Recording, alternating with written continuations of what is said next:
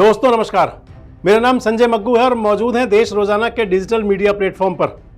आपसे बात करने चला हूं हरियाणा की राजनीति को लेकर कि देश के चुनाव में हरियाणा की जो भागीदारी होने वाली है उसके अंदर कौन कौन से अब प्लस माइनस हो सकते हैं।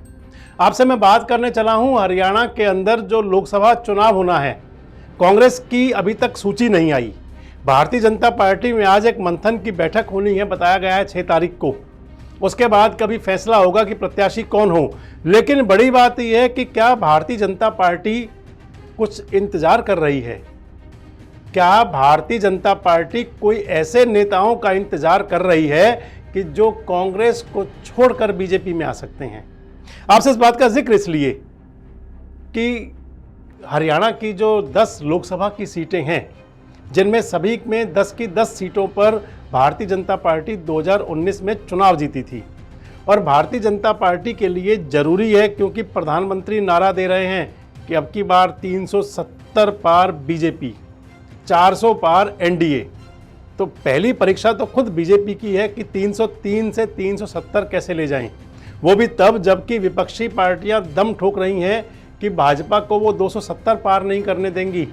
सोशल मीडिया पर आपको तमाम एंकर मिल जाएंगे जो अपने जातिगत और तमाम प्रकार की केमिस्ट्री लगा करके बताते हैं कि इन स्टेटों में बीजेपी यहाँ पीछे हो सकती है, यानी कि 270 से पीछे करने के लिए।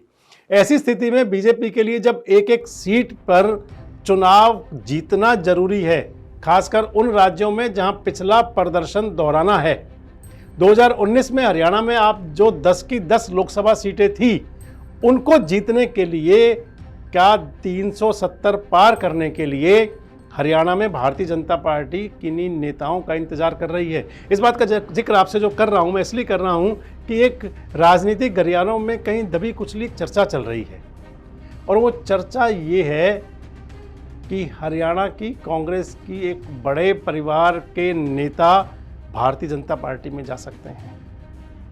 वो नेता जिनको कि कांग्रेस के अंदर गुटबाजी का शिकार होना पड़ रहा है, ऐसे नेता जिनको कि 2019 और 2014 के चुनाव में, लोकसभा चुनाव में जिस परिवार की प्रतिनिधि को हार का मुंह देखना पड़ गया था, उस परिवार को अब भी कहीं लगता है कि कहीं टिकट पे खतरा ना हो और कहीं आंतरिक गुटबाजी ना परेशान कर जाए। और उस परिवार की कुछ संकेत पहले भी आए थे, आज से लगभग 6-8 महीने पहले, और खासकर उस समय जब कुलदीप बिश्नोई भारतीय जनता पार्टी में गए थे तब भी संदेश ऐसे सामने आए थे।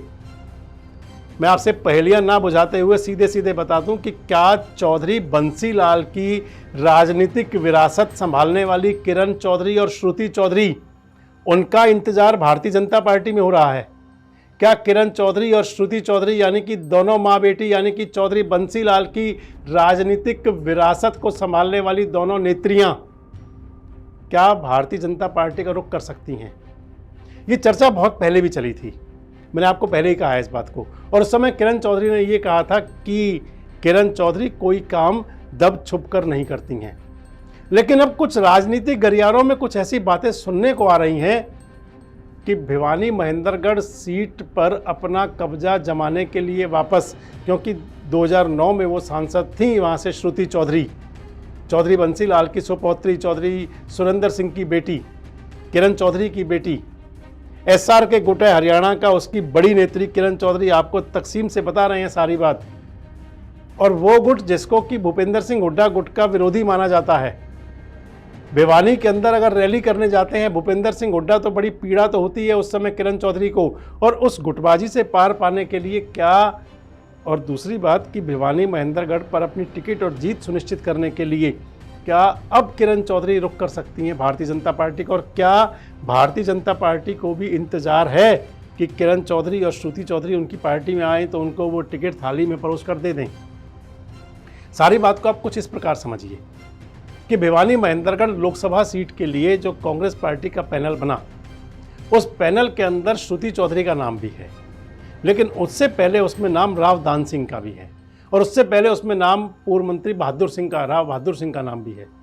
और जब ये नाम भी हैं, और दूसरी तरफ हालांकि कई मीडिया प्लेटफॉर्म्स पर आपने देखा हो जो सोशल मीडिया पर चलते हैं, जिनमें कहा जाता रहा कि श्रुति चौधरी एकमात्र दावेदार हैं, लेकिन जो कांग्रेस की अंदर की लड़ाई है कांग्रेस के अंदर की लड़ाई आप मान लें कि भूपेंद्र सिंह हुड्डा जो ग्रुप है और दूसरी तरफ जो किरण चौधरी ग्रुप है, किरण चौधरी में किरण सैलजा और रणदीप सुरजेवाला हैं। लेकिन किरण चौधरी की भूपेंद्र सिंह हुड्डा के साथ बिल्कुल भी पटरी बैठती नहीं। हालांकि किरण चौधरी का कभी आला कमान के अंदर एक बहुत बड़ा कद हुआ करता था, लेकिन वो कद भी धीरे धीरे कम हुआ। और कांग्रेस की तरफ से एक बात और पिछले दिनों बहुत चली कि जो नेता लगातार 2 बार चुनाव हारे हैं उनको चुनाव लड़ाने पर कांग्रेस विचार करेगी।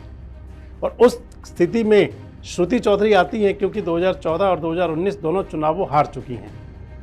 और जो मैंने आपको बताया कि ये बात पिछले दिनों भी चली थी कि किरण चौधरी भारतीय जनता पार्टी में जा सकती हैं, और अब भी राजनीतिक गलियारों में कुछ ऐसी चर्चा है कि किरण चौधरी के जो सोर्स हैं वो भारतीय जनता पार्टी में उनकी भूमिका तलाश रहे हैं। किरण चौधरी के जो सूत्र हैं, किरण चौधरी के जो समर्थक नेता हैं, आप मान लें कि बड़े नेताओं के समर्थक हर पार्टी में होते हैं।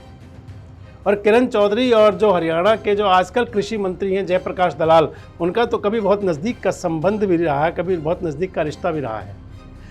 एक तरफ कांग्रेस की बात हुई कि जहां पर पैनल में श्रुति चौधरी इकलौती नहीं है, जहां पर श्रुति चौधरी की टिकट पर तलवार ये भी है कि क्योंकि वो 2 बार चुनाव हारी हैं, और अगर टिकट मिल भी जाता है तो फिर कांग्रेस की वो गुटबाजी जिसके अंदर कि भूपेंद्र सिंह हुड्डा हमेशा अपने कांटे निकालते रहते हैं, और भूपेंद्र सिंह हुड्डा के लिए कांटा तो किरण चौधरी भी कम है नहीं।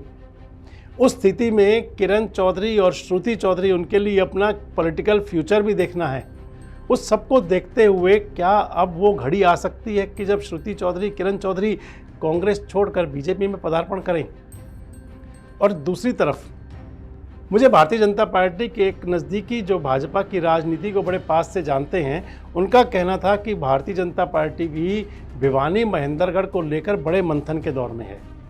उनका कहना था कि भिवानी महेंद्रगढ़ वैसे तो भारतीय जनता पार्टी की सेफ सीट में है, लेकिन इसके बावजूद आप देखें तो चौधरी धर्मवीर जो वहाँ के 2 बार के सांसद हैं, उनके स्थान पर पहले नाम चला एक बार भूपेंद्र यादव का, जो भारत सरकार के कैबिनेट मंत्री, हालांकि जिनको अलवर भेज दिया गया।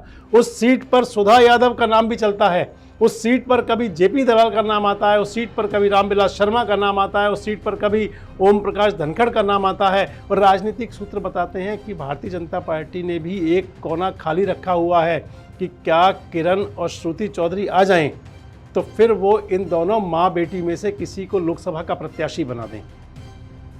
आपको क्या लगता है कि क्या किरण चौधरी इस मौके पर, जब चुनाव के लिए प्रत्याशियों की घोषणा जल्दी हो सकती है, क्या इस मौके पर वो भारतीय जनता पार्टी में जा सकती हैं?